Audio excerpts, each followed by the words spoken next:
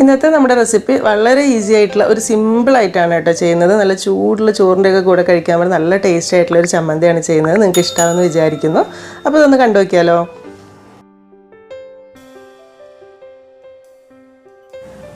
അപ്പോൾ നമ്മുടെ ചമ്മന്തിക്ക് വേണ്ടിയിട്ട് ഇത്ര ഐറ്റംസാണ് ആദ്യം വേണ്ടത്. ഒരു 15 to 17 ചെറിയ ഉള്ളി എടുത്തിട്ടുണ്ട്, ഒരു 4-5 അല്ലി വെളുത്തുള്ളി, ഒരു ചെറിയ പീസ് ഇഞ്ചി, കുറച്ച് കറിവേപ്പില, 4-5 പച്ചമുളക്, 4-5 വറ്റൽമുളക്. എരിവിന് വേണമെങ്കിൽ കുറച്ച് കുറയ്ക്കാട്ടോ, കുഴപ്പമൊന്നുമില്ല. ഇത് അത്യാവശ്യം പാകത്തിനുള്ളൊരു എരിവ് തന്നെയാണ്, കുറച്ച് എരിവ് വേണമല്ലോ. അതിൻ്റെ കൂടെ തന്നെ കുറച്ച് പുളിവെള്ളം ചേർക്കുന്നുണ്ട്. വാളംപുളി ഉണ്ടല്ലോ, സാമ്പാറിനൊക്കെ എടുക്കുന്ന വാളംപുളി പിഴിഞ്ഞിട്ടുള്ള ഒരു 2-3 ടേബിൾ സ്പൂൺ പുളിയുടെ വെള്ളമാണ്. അരച്ച് നോക്കിയിട്ട് പുളി കുറവാണെങ്കിൽ കുറച്ചുകൂടെ പിന്നീട് ഒഴിക്കാം. ഒരു ചെറിയൊരു കഷ്ണം പുളി വെള്ളത്തിലിട്ട് പിഴിഞ്ഞെടുത്തതാണ്.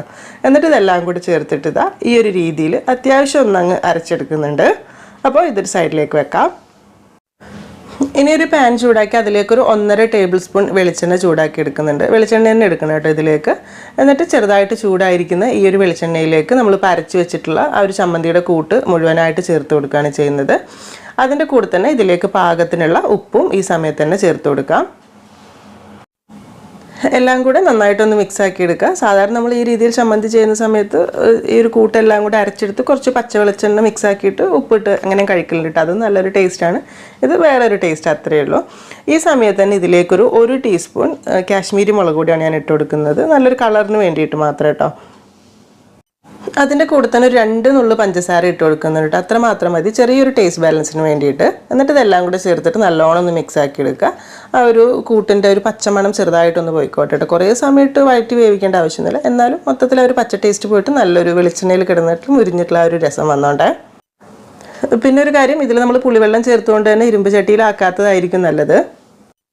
ഇതിങ്ങനെ മിക്സാക്കി നോക്കുമ്പം ടേസ്റ്റ് നോക്കുമ്പോൾ പുളി ഒരു ഇത്തിരി കുറവാണെന്ന് തോന്നുകയാണെങ്കിൽ 1 ടേബിൾ സ്പൂൺ പുളിവെള്ളം കൂടിയൊക്കെ ഒഴിച്ചു കൊടുക്കുക. അത് നമ്മളെ കയ്യിലുള്ള പുളിയുടെ പുളിക്ക് അനുസരിച്ചിട്ട് മാത്രം ഒഴിച്ചാൽ മതി കേട്ടോ. അതുകൊണ്ടാണ് ഞാൻ ഒരു കറക്റ്റ് കണക്ക് പറയാത്തത്.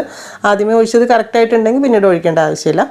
പുളിവെള്ളം ഒഴിച്ചാൽ നല്ലോണം ഒന്ന് മിക്സാക്കി എടുക്കുകയും വേണം. ഒരുപാട് പുളി കൂടി പോവും വേണ്ട. അപ്പോൾ ഇത്രയേ ഉള്ളൂ പരിപാടി. ഇനി ഗ്യാസൊക്കെ ഓഫ് ചെയ്തിട്ടുണ്ട്. ഇതിലിപ്പോൾ നമ്മൾ ചേർത്തിട്ടുള്ള പുളിവെള്ളമൊക്കെ ഒന്ന് വറ്റി നല്ല കുഴഞ്ഞ് നല്ല കറക്റ്റ് ചമ്മന്തിയുടെ ആ ഒരു ടെക്സ്ചറിലേക്ക് വന്നിട്ടുണ്ട്. അപ്പം നല്ല തണുത്തിട്ട് ചൂടൊക്കെ ആറിയതിന് ശേഷം ചോറിൻ്റെ കൂടെ കഴിക്കുകയാണെങ്കിൽ വേണമെങ്കിൽ ഒരു തുള്ളി പച്ച വെളിച്ചെണ്ണ കൂടെ മേലെ ഒഴിച്ച് വേണമെങ്കിൽ മിക്സ് ചെയ്യാട്ടോ. അല്ലെങ്കിലും രസമുണ്ട്, വേറൊരു ടേസ്റ്റാണ്. നമ്മളെപ്പോഴും പച്ച വെളിച്ചെണ്ണ ചെയ്യുമ്പോൾ ഒരു വെറൈറ്റി അത്രയേ ഉള്ളൂ കേട്ടോ. അപ്പോൾ നിങ്ങൾക്ക് ഇഷ്ടമാവും തന്നെ വിചാരിക്കുന്നു. ചമ്മന്തി ആയിട്ട് എടുക്കണമെന്നുണ്ടെങ്കിൽ ഇങ്ങനെ തന്നെ ചോറിൻ്റെ കൂടെയൊക്കെ കഴിക്കാം.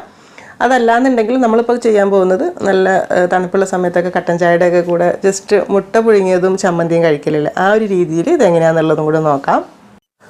അപ്പോൾ അതിന് വേണ്ടിയിട്ട് ഒരു 5-6 കോഴിമുട്ട പുഴുങ്ങിയെടുത്തിട്ട് തൊലിയൊക്കെ ഒന്ന് കളഞ്ഞെടുത്തിട്ടുണ്ട് കേട്ടോ. ചമ്മന്തിക്ക് ആവശ്യത്തിനുള്ള എത്ര വേണമെങ്കിലും മുട്ട എടുക്കാം കേട്ടോ, കുഴപ്പമൊന്നുമില്ല. അപ്പോൾ ഇത് നമ്മൾ നടുകെ ഒന്ന് മുറിച്ചെടുക്കുകയാണ് ചെയ്യുന്നത്. എന്നിട്ട് ഇതിലേക്ക് ചെറിയൊരളവിൽ ചമ്മന്തി എടുത്തിട്ട് 2 ഭാഗത്തും ആക്കി കൊടുക്കാം. നമ്മൾ സാധാരണ തട്ടുകടയിലൊക്കെ കാണലില്ലേ, ഇതുപോലെ നല്ല പുഴുങ്ങിയ മുട്ടയിലേക്ക് നല്ല പച്ച കളറുള്ള ചമ്മന്തിയൊക്കെ ആക്കി തരുന്നത്. അപ്പം അതുപോലെ തന്നെ വേറൊരു വെറൈറ്റി ചമ്മന്തി, അത്രയേ ഉള്ളൂ കേട്ടോ.